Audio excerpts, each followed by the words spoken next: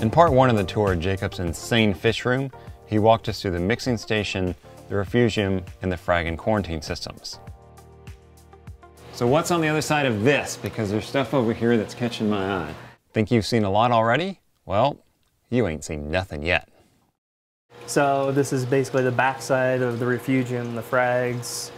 All the filtration for the display is kind of centered in this area.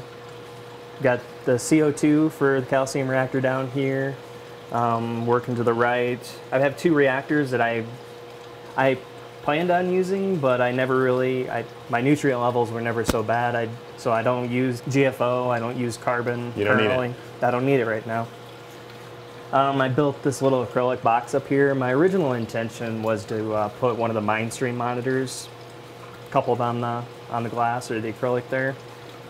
That looks like that's not going to happen. That's not happening. In general, throughout the room, all the electronics are high up off the ground because every once in a while somebody overflows a tank. I can blame my wife, but I'm just as guilty. I should know it doesn't come in here. Keeping all the electronics high above the water line. I try to keep the low voltage line separate from the 120. Calcium reactor right here. It's a Merc unit. You can see where the original height was for the reactor. Just the coral growth that I've had, this amount of media wasn't cutting it. Instead of buying a brand new calcium reactor, I just extended the tubes up. So I modified this whole reactor to hold basically 2 times, 3 times as much media, raised up the plumbing. The feed for the calcium reactor, this peristaltic pump, it's a Masterflex unit. It's a medical grade, rated for 100%. Constant duty. Full duty, yeah. Wow. And I can change the feed rate down to hundredths of a milliliter per minute. Wow. So I have very fine control over how much calcium alkalinity I'm pumping into the system. I like using a pH monitor on my calcium reactor, which turns on and off the CO2. There are a million different ways to run a system. Sure. And everybody has their opinions, and everybody's right, everybody else is wrong. This works for me. Onto a sizable skimmer. Yep, the Merc Orca Pro 2 skimmer. I love the unit. It pulls as much scum out as I can handle. I probably should turn it down because I think I could do with a little more nutrients in my system. I hate it when that happens. Yeah, I like the unit. The only thing that I'm not quite as impressed with, the reflow pumps are notorious for the seals going out. So I love those seals. That's on me to maintain it. I built a little drip tray here. I've never had this overflow. Warning, at this point, we're only about halfway through the system. So if your head hurts, you may need to grab yourself a drink of salt water. Jacob, this has got to be your main sump. Yep.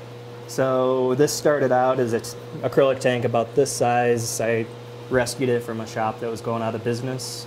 I added on this elevated section, this whole section here, and covered it all with white acrylic. I'm trying to... Oh, this is the cover, it's not the actual tank. Right, so it's half-inch clear acrylic that's covered with 1/4 inch white. I'm basically ripping off Merc, but hey, it's their style. Raj will send you a cease and desist. But yeah, so the final section of the sump here, not a lot really going on here. The sump is basically, the output of the sump is down on this end. All the input lines come in below on this side. I have my freshwater top off right here. It's a toilet. Yep, so this is something you get from a big box store. I ripped out anything metal out of the guts. Yeah. I got some rubber gaskets, hacked it back together. Really reliable. I used it for years in my last system, so. Interesting. If it ain't broke, don't fix it. Fix it till it is. Cryptic zone.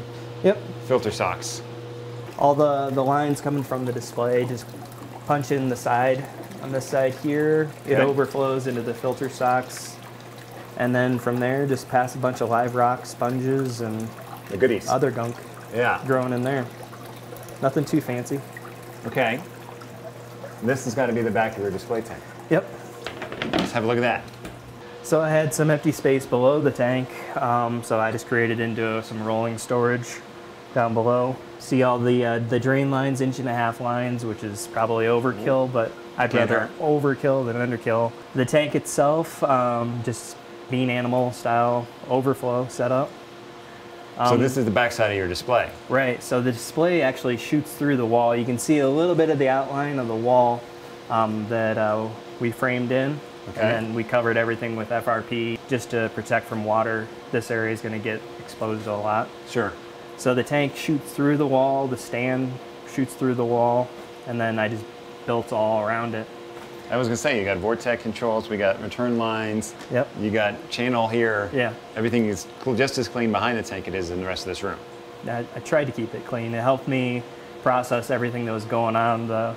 These all correlate to MP40s that are on the front of the tank, the top two up there. These bottom two right here, they control these Vectras. So it's kind of a pseudo closed loop. I had the Planet, build an oversized overflow. Okay. That way I could stick some of these extra features in. And pump in it, yeah. I don't personally like having extra bulkheads in the bottom of my tank. It seems like a point of failure that I didn't need. So these run up to sea swirls that just circulate water back into the tank. The two sides here that are covered with acrylic and aluminum, those are dry boxes. Just stole the idea from somebody that was up in Evergreen. He had a similar setup. So the dry box holds the dry side of MP60s, keeps it isolated from the water. And it keeps it out of sight. So this is all the back of the display. I'm guessing this has something to do with lighting. Yep, so part of the problem with the space is that my wife and I didn't want a huge monstrosity of a hood over the aquarium. We kind of wanted to keep it as low profile as possible. That meant there needs to be some way to get the lights, the hood out of the way so that I can crawl into a 36-inch deep tank when I need to. Just take it off, right? Yeah, so just take 4 foot by 4 foot hood and throw it off. So I took it as an engineering challenge. How do I make this big monstrosity move out of the way? And then I took it one step further. I thought, well, if I can put it on rails and slide it, why not put a motor on it? And if I can put a motor on it, well, I can wire in a remote to it.